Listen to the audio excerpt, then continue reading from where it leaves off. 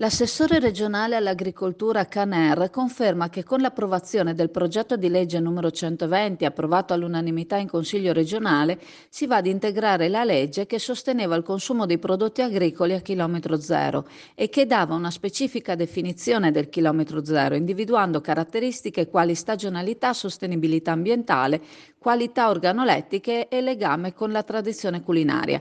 L'integrazione si rende necessaria per rafforzare il rispetto dei criteri minimi nella ristorazione collettiva pubblica, rendendo l'utilizzo di prodotti a chilometri zero premianti per l'aggiudicazione dei servizi e delle forniture della ristorazione collettiva. La norma sarà applicata non solo nei prodotti orticoli, ma anche nel settore della pesca, acquacultura e prodotti alimentari in genere. Chilometro zero indica i prodotti raccolti o pescati in un'area di 70 km e la norma prevede che sarà istituito un osservatorio regionale per la promozione dei prodotti a chilometro zero e infine si andranno ad incentivare le iniziative che potranno favorire la distribuzione di frutta fresca nelle scuole in monoporzioni e nei distributori automatici.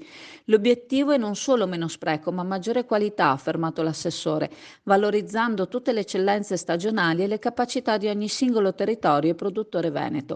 Un'opportunità per il settore agricolo e per valorizzare le produzioni agricole locali, favorendo anche il consumo nelle scuole e abituando il consumatore a quello che di buono e sano viene prodotto in Veneto.